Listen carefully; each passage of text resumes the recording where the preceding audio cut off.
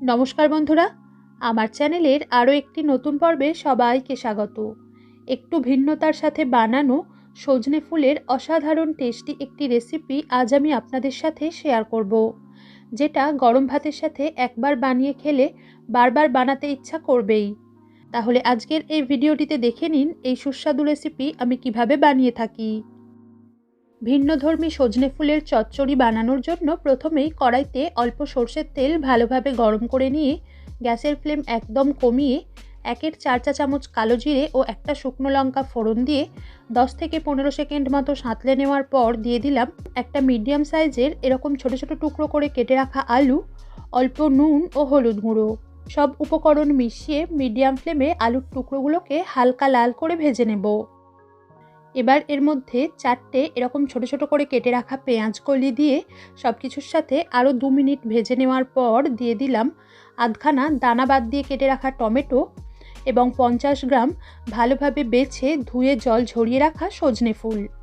এগুলোকে সবজির সাথে মিশিয়ে সামান্য নাড়াচাড়া করে নেওয়ার পর ঢাকনা দিয়ে মিডিয়ামের থেকেও কম আঁচে রেখে রান্না হতে দেব 3 থেকে 4 মিনিট মতো, যাতে টমেটো সহ ফুল ও সব সবজি একটু নরম হয়ে যায়। 3 মিনিট পর ঢাকনাটা খুলে ভালোভাবে একবার নেড়ে দিয়ে পরিমাণ মতো নুন এবং অল্প একটু জল দিয়ে মিশিয়ে এটাকে আবারও ঢাকনা দিয়ে 4 থেকে 5 মিনিট মতো রান্না হতে দেব, যাতে ফুল ও সব সবজি ভালোভাবে সিদ্ধ হয়ে যায়। তবে এই পর্যায়ে যেন অনেক বেশি জল দিয়ে দেবেন না, কারণ এই রেসিপিটা একটু শুকনো শুকনো হলেই খেতে বেশি ভালো লাগবে। তাই একদম অল্প, অর্থাৎ যতটা পারা যায় ততটা কম জল দিয়েই এগুলোকে সিদ্ধ করে নিতে হবে।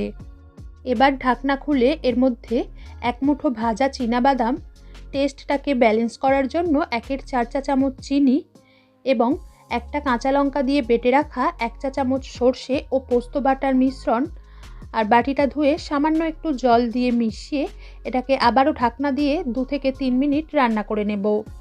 এর ফলে সর্ষে ও পোস্ত বাটার ফ্লেভারটা পুরো সবজি ও ফুলের সাথে ভালোভাবে মিশে যাবে। 3 মিনিট পর ঢাকনাটা খুলে একবার নেড়ে দিয়ে চেক করে নিলাম ফুল ও সব সবজি সিদ্ধ হয়ে গিয়ে তরকারিটাও একদম গা মাখা মাখা বা শুকনো শুকনো হয়ে এসেছে। সবশেষে এর উপরে 1/2 চা চামচ কাঁচা সর্ষের তেল ছড়িয়ে গ্যাস বন্ধ করে এটাকে কিছুক্ষণ ঢেকে রেখে একটা সার্ভিং প্লেট বা বাটিতে নামিয়ে নিলেই তৈরি হয়ে যাবে আজকের রেসিপি। আজ এ পর্যন্তই। সবাই ভালো থাকবেন, সুস্থ থাকবেন। ধন্যবাদ।